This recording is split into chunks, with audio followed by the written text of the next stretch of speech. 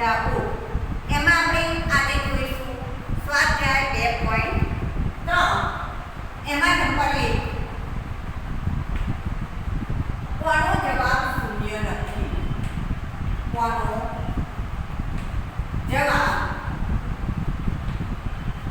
શૂન્ય નથી તો આપણે લખીશું a વત્તા 0 બરાબર 1 તેથી આ સંખ્યાનો જવાબ શૂન્ય નથી શું કહે છે કોનો જવાબ શૂન્ય નથી તો 1 વત્તા 0 બરાબર 1 તેથી આ સંખ્યાનો જવાબ શૂન્ય નથી બી 0 ગુણ્યા 0 બરાબર 0 તેથી આ શૂન્યનો શૂન્ય જોડે ગુણાકાર કરીએ તો જવાબ હંમેશા શૂન્ય આવે આ સંખ્યાનો જવાબ શૂન્ય છે સી 0 ભાગ્યા 2 બરાબર 0 આ કોઈ પણ સંખ્યાનો શૂન્ય જોડે ભાગાકાર કરતા જવાબ શૂન્ય આવે તેથી આ સંખ્યાનો જવાબ શૂન્ય છે ડી 10 માઈનસ 10 ભાગ્યા 2 બરાબર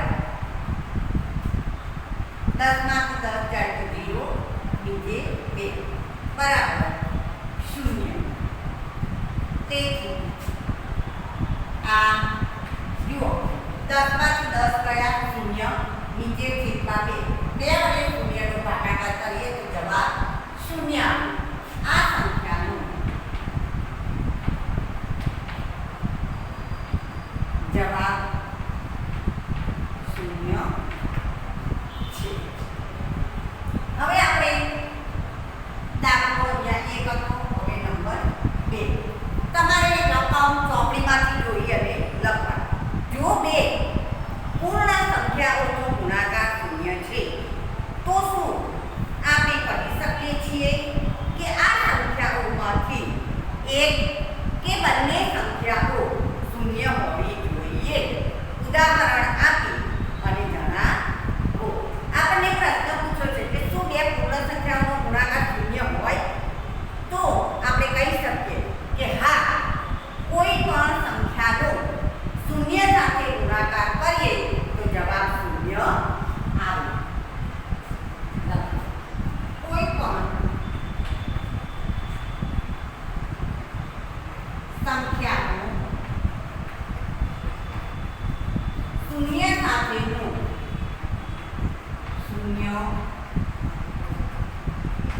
સાથેનો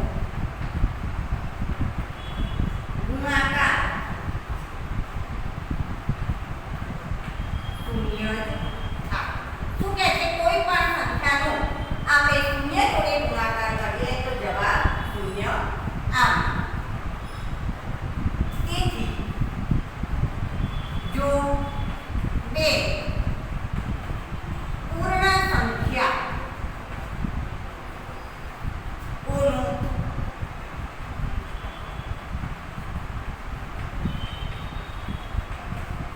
ગુણાકાર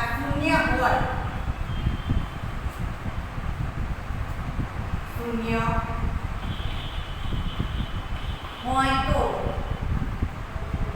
એક સંખ્યા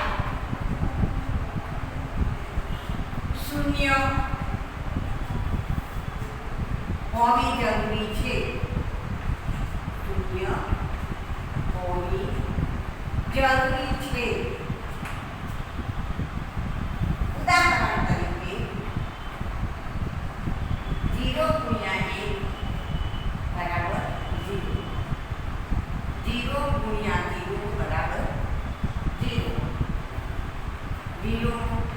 ગુણ્યા 100 બરાબર 0. આ પ્રમાણે હવે જોઈશું 3 નંબર રકમ. તમારે ચોપડીમાંથી જોઈ અને ચોપડામાં લખવાનું. જો બે પૂર્ણ સંખ્યાઓનું ગુણનફળ 1 છે તો આપણે કહી શકીએ કે આ સંખ્યાઓમાંથી એક કે બંને એકના બરાબર હોવી જોઈએ. ઉદાહરણ આપીને જણાવો. શું કહે છે કે કોઈ પણ બે સંખ્યાનો ગુણોત્તર કરીએ તો જવાબ 1 મળે, તો એનો જવાબ આપણે ઉદાહરણ આપી સમજાવવાનું. તો લખીશું 1 એ ગુણાકારની તટસ્થ સંખ્યા છે. શું કહે છે? કોઈ પણ સંખ્યાનો 1 વડે ગુણાકાર કરીએ તો જવાબ એની તે જ સંખ્યા આવે. માટે 1 એ ગુણાકાર માટેની તટસ્થ સંખ્યા છે. તેથી 0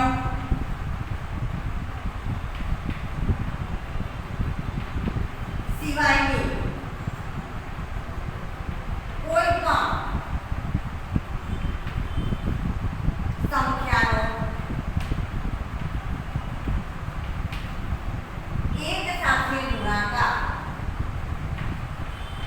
1 સાથે ગુણાકાર સંખ્યા પોતે જ થાય. શું કહે છે? કોઈ પણ સંખ્યા જોડે 1 વડે ગુણાકાર કરીએ તો જવાબ તેની તે જ સંખ્યા આવે. આમ 2 પૂર્ણાંક સંખ્યાનું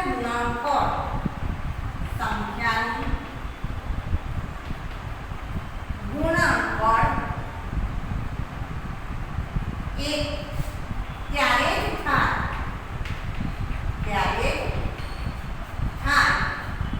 જ્યારે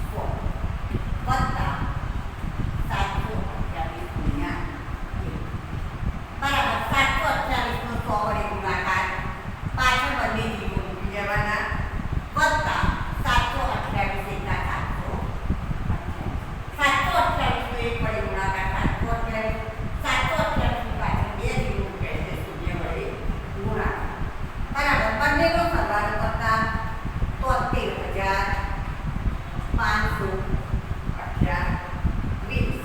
આ પ્રમાણે તેનો જવાબ થશે.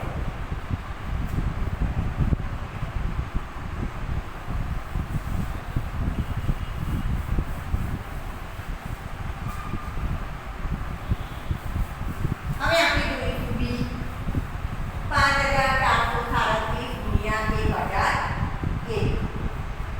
બી 5437 ગુણ્યા 1000.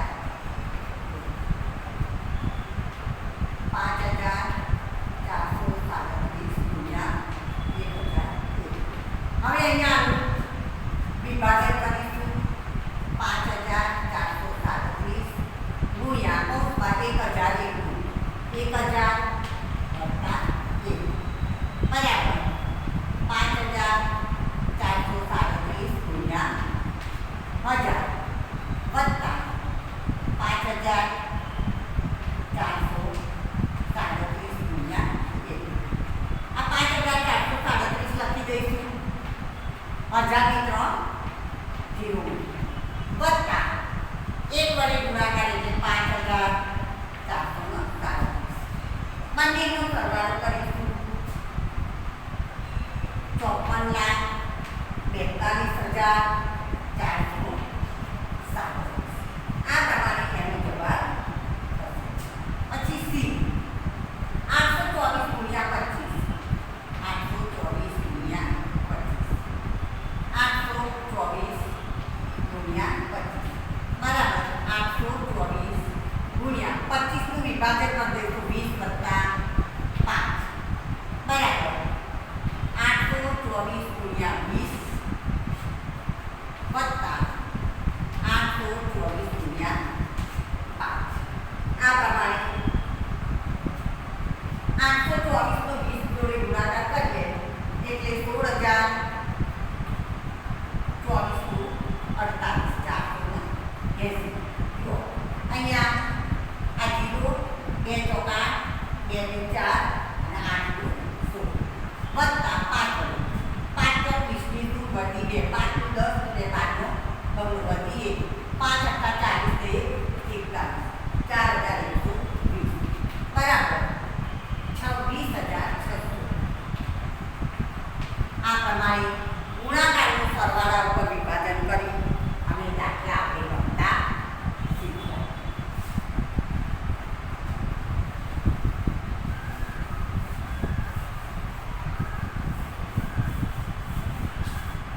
હવે આગળ જોઈશું ABCD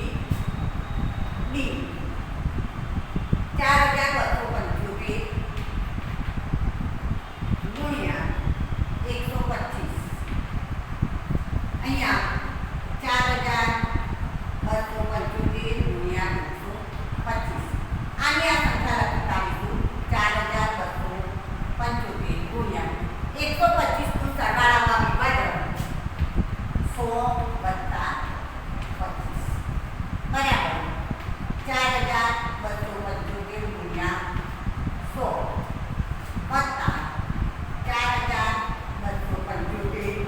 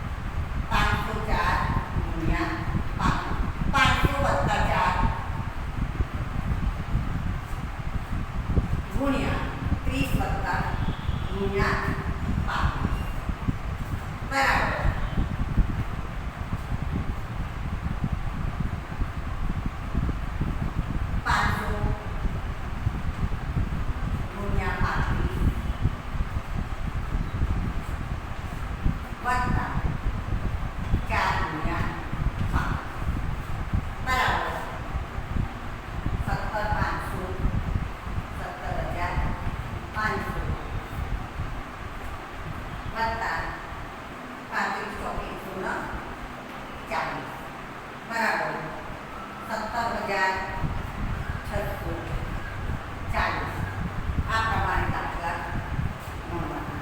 દરેક વિદ્યાર્થીએ વર્ગકામના ચોપડામાં દાખલા ગણવાના રહેશે. હવે જોઈશું નીચેના સ્વરૂપનું અધ્યયન કરો.